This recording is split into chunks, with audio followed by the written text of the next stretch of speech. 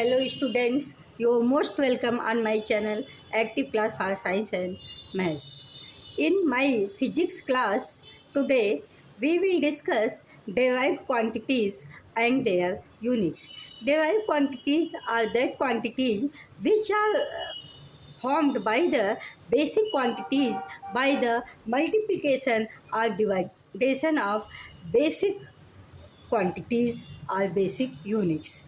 So today we will learn about derived quantities, what is derived quantities and their units. Today I will discuss quantities name and their name and symbols and their SI unit. Quantities first, area. What is area? Area is equal to L into B, length into width. Its name given as square meter. Symbol area is denoted by capital A. And the SI unit of the quantity area is equal to meter square because of length is measured in meter and width is also measured in meter. Meter into meter is equal to meter square. Second, volume. Volume is equal to length into width into height. And capacity of the container which contain volume of water.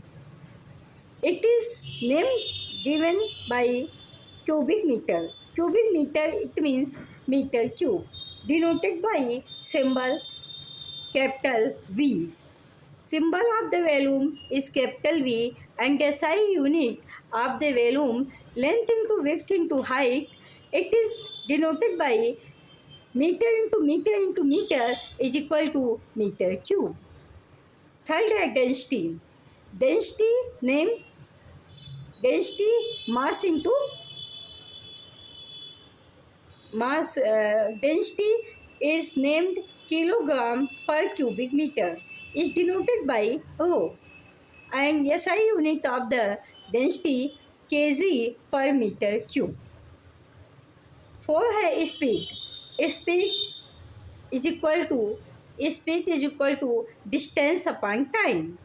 Distance is denoted by meter, measured in meter, and distance is measured in meter, and per unit time, time is measured in second, is written as meter per second, meters per second, denoted by symbol small v, and meter per second is the SI unit of speed.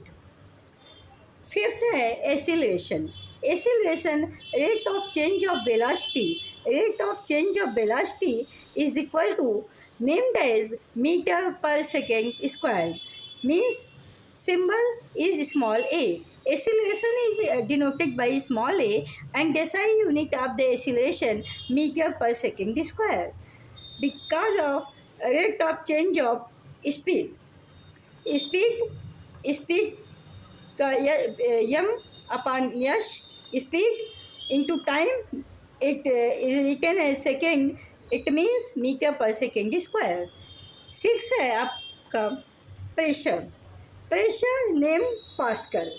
Pressure का जो named है वो pascal unit है. It is denoted by PA. Symbolic form of the pressure is written as PA and pressure is the SI unit of the pressure is kg meter inverse second minus 2.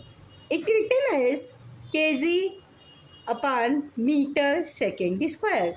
आप यहाँ पे जो देख रहे हैं यहाँ पे मीटर -1 लिखा है, सेकेंड -2 लिखा है. जब आप इसको नीचे लिखेंगे और इसको भी नीचे लिखेंगे, ये दोनों जो पावर्स है वो पॉजिटिव में हो जाएंगे. कहने का ये मतलब ये हो जाएगा kg upon metre second. kg upon metre second. Similarly 7.7 force. Force is measured in name unit Newton. Symbolic form of the force is capital N. Force is written as in the form of unit Newton, and the SI unit is Newton is kg meter second -2। KG metre second -2 जब भी हो तो उसको हम Newton लिख सकते हैं। तो इसको ये भी लिखा जा सकता है student, KG metre upon second square, क्योंकि ये -2 ऊपर है, नीचे जाएगा तो ये +2 में कन्वर्ट हो जाएगा। तो ये थे आपकी derive quantities, their name of units, symbols of quantities and symbols and their SI units. तो टुडे आज हमने आपके सामने कुछ डेराइव्ड यूनिट और उनके नेम, उनके सिंबल, उनके SI यूनिट के बारे में चर्चा की। अब हम आपको ये भी और बताएंगे कि फार्मूले से और कैसे कैसे निकाले जाते हैं और कैसे कैसे ये कैलकुलेट किए जाते हैं।